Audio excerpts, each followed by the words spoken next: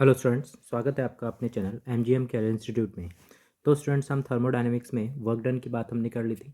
आज उससे रिलेटेड कुछ क्वेश्चंस करेंगे। उससे पहले अगर आपने हमारे चैनल को सब्सक्राइब नहीं किया है तो जल्दी से सब्सक्राइब कर दें और हाँ, बेल आइकन को प्रेस करना ना भूलें ताकि आपको हमारे डेली लाइव लेक्चर्स का नोटिफिकेशन सबसे पहले मिले। ओके स्टूडेंट्स, तो आइए हम बात करते हैं थर्मोडायनेमिक्स में question related to work done. Work done से रिलेटेड जो भी क्वेश्चन है उसको हमें करना है। क्वेश्चन है 1 litre gas is expanded against external pressure of 2 ATM up to 11 litre. ठीक है, तो यहाँ पे जो गैस है एक्सटर्नल प्रेशर 2 ATM के अगेंस्ट में एक्सपेंड होती है 1 लीटर से 11 लीटर तक। तो V1 जो है वो हो जाएगा 1 लीटर, V2 जो है वो जाएगा 11 लीटर और जो P एक्सटर्नल है वो हमें दे रखा है 2 ATM। ठीक है, तो W का सिंपल सा फॉर्मूला होता है W इक्वल्स टू माइनस में P external dot D V मतलब V2 minus V1। P external कितना माइनस में 2 and V2 minus V1, V2 sorry 11 litre है, 11 माइनस 1 10, तो माइनस में 20 लीटर ATM और हमें चाहिए वर्क डन जूल में। तो 1 लीटर ATM इक्वल्स टू क्या हो जाएगा 101.3 जूल, और माइनस में 20 इंटू 101.3 जूल, ये अपना आंसर आ जाएगा। ठीक है, नेक्स्ट क्वेश्चन देखते हैं। नेक्स्ट क्वेश्चन में 1 mole of an ideal gas expanded through reversible isothermal process at 127 degrees Celsius from 0.2 liter to 2 liter. Find work done in joule। ठीक है, हमें पता है रिवर्सिबल आइसोथर्मल का जो फॉर्मूला होता है वो होता है equals W equals to minus में 2.303 nRT log V2/V1। ठीक है, वैल्यूज रखते हैं अब। माइनस में 2.303, n की वैल्यू कितनी है 1, आर की वैल्यू आएगी 8.31 जूल में पूछा है। ठीक है, इनटू टेम्परेचर जो है 127 डिग्री सेल्सियस है, means temperature equals to 127 plus 273, तो टेम्परेचर आ जाएगा यहाँ से 400 केल्विन। तो यहाँ पे रख दूंगा मैं 400 केल्विन। ठीक है, और इनटू लॉग V2/V1, V2 कितना है 2 और V1 कितना है 0.2, तो ये हो जाएगा log 10 मतलब 1। इसको जब हम कैलकुलेट करेंगे स्टूडेंट्स तो W आ जाएगा अपने पास माइनस में 7640 जूल। ठीक है, नेक्स्ट देखते हैं। 1 mole CO2 changes from 0.5 litre 300 kelvin to 4 litre in reversible adiabatic process. ठीक है, तो हमें निकालना है क्या final temperature of the gas and work done by the gas. ठीक है, तो देखो यहाँ पे मुझे दे रखा है V1, कितना दे रखा है V1 0.5 लीटर। ठीक है, V2 दे रखा है मुझे 4 लीटर, T1 इक्वल्स टू दे रखा है 300 केल्विन एंड T2 मुझे निकालना है। ठीक है, T2 निकालना है और ये कौन सा प्रोसेस है रिवर्सिबल एडियाबैटिक प्रोसेस। तो रिवर्सिबल एडियाबैटिक प्रोसेस के लिए मैंने आपको एक क्वेश्चन बताई थी, T1 V1 की power gamma -1 equals to T2 V2 की power gamma -1, because T V की power gamma -1 equals to constant होता है। ठीक है, तो T1 कितना है यहाँ पे 300।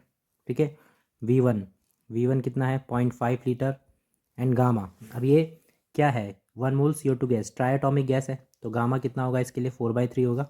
ठीक है, तो 4/3 -1 इक्वल्स टू T2 हमें निकालना है, V2 हमें दे रखा है 4 की पावर 4/3 -1, तो यहाँ से जो T2 है वो हो जाएगा 300 इंटू 0.5/4 की पावर 4/3 -1 मतलब 1/3।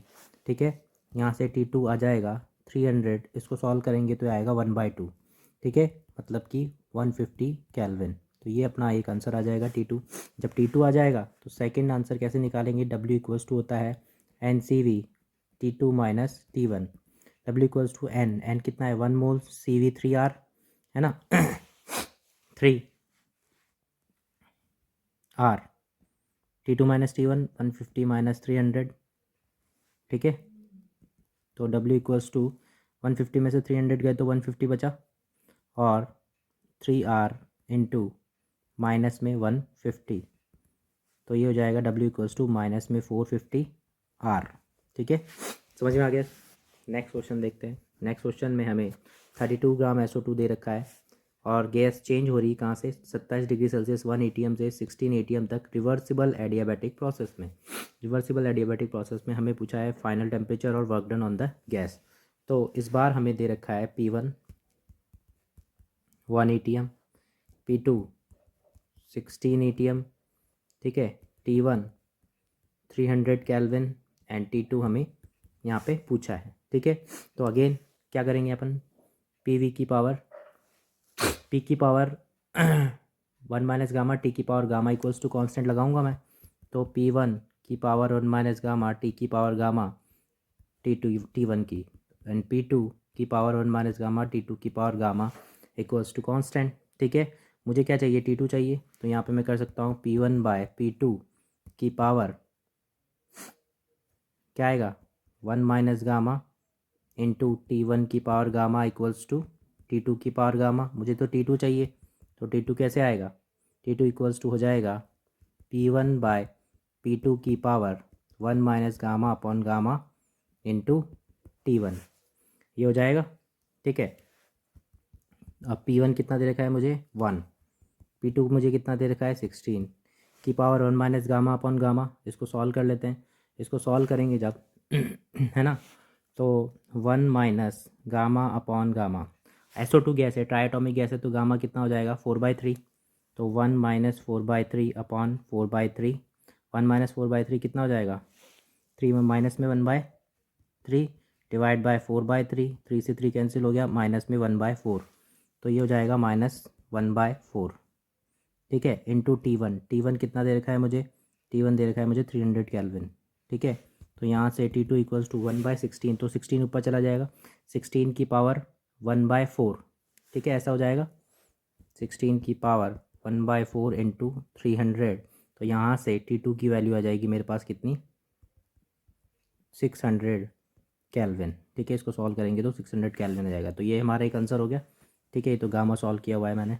उसके बाद हमें क्या पूछा हुआ है, second work done on the gas, तो W इक्वल्स टू क्या हो जाएगा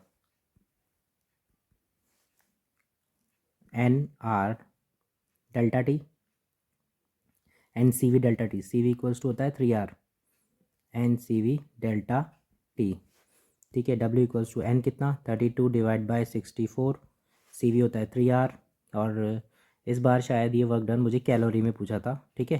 तो कैलोरी में 3R की वैल्यू कितनी 2, और delta T 600 minus 300 that is 300।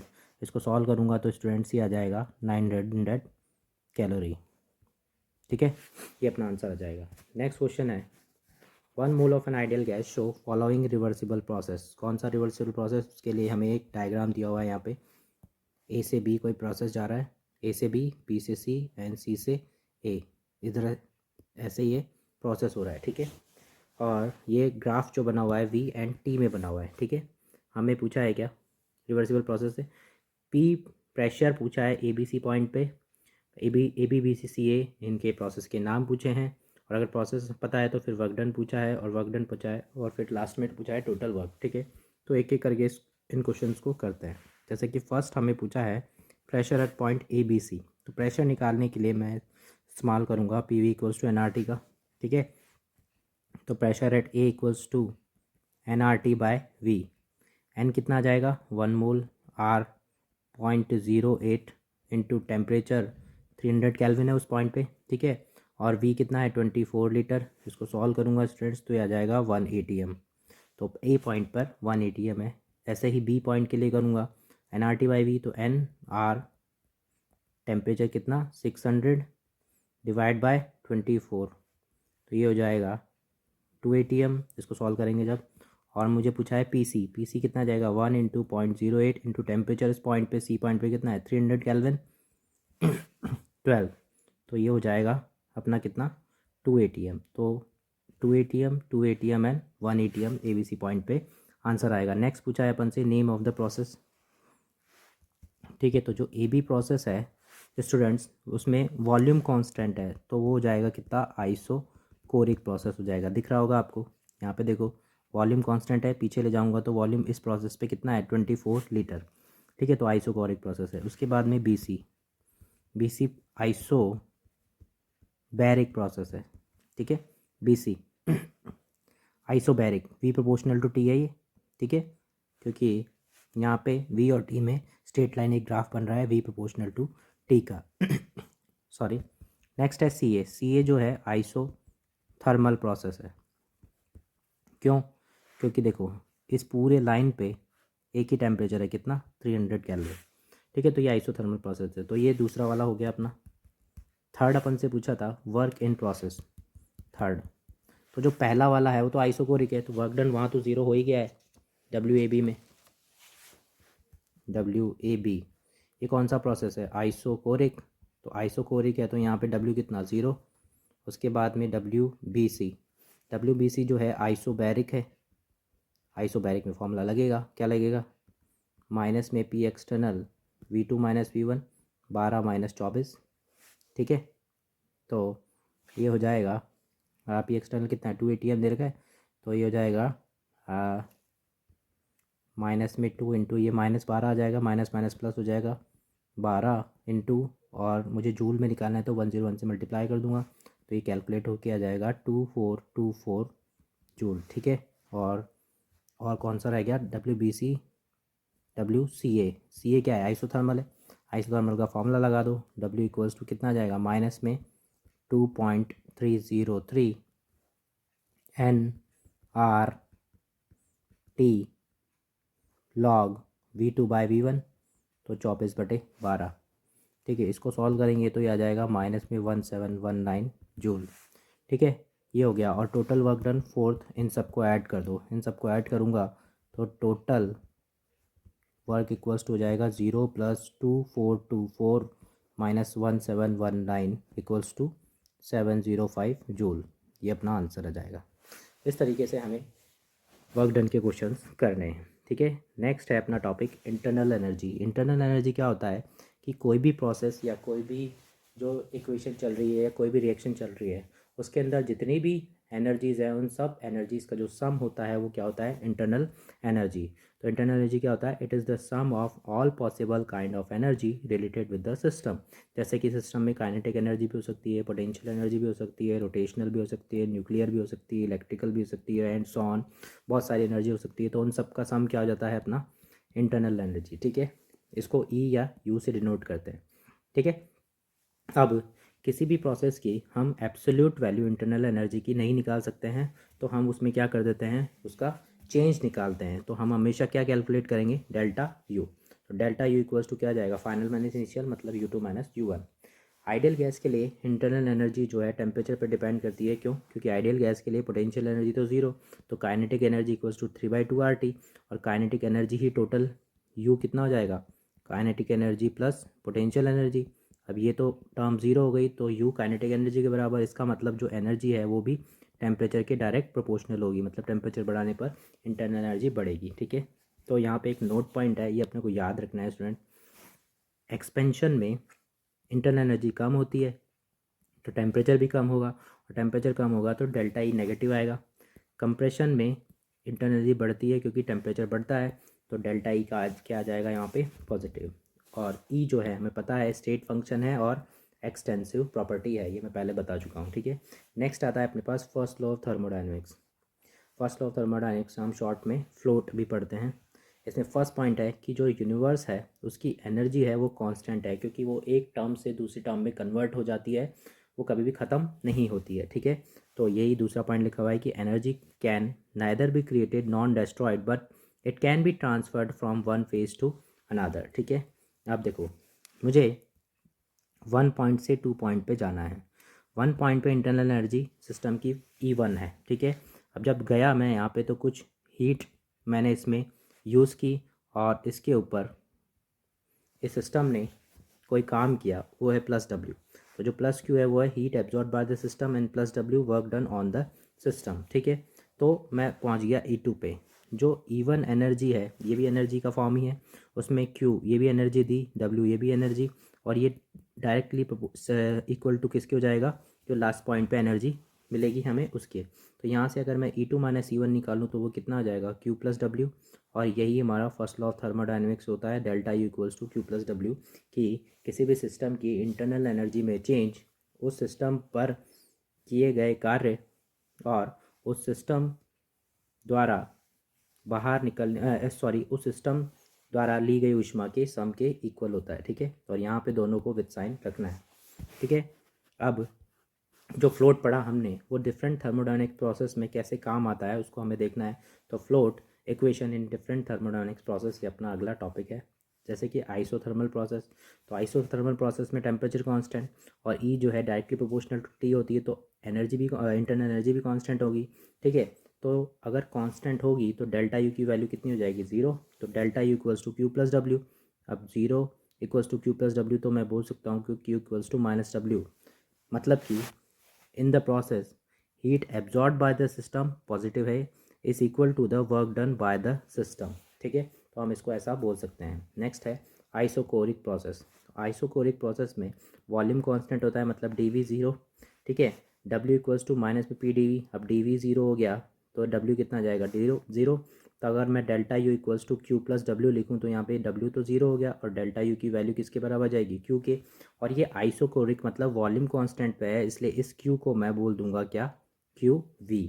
ठीक है, Q V equals to delta U. मतलब कि प्रोसेस में जो हीट एब्जॉर्ब होती है बाय द सिस्टम वो कैसे स्टोर हो जाती है, एज अ इंटरनल एनर्जी के फॉर्म में स्टोर हो जाती है आइसोकोरिक प्रोसेस में। ठीक है, नेक्स्ट है अपना आइसोबैरिक प्रोसेस। आइसोबैरिक प्रोसेस मतलब प्रेशर कांस्टेंट।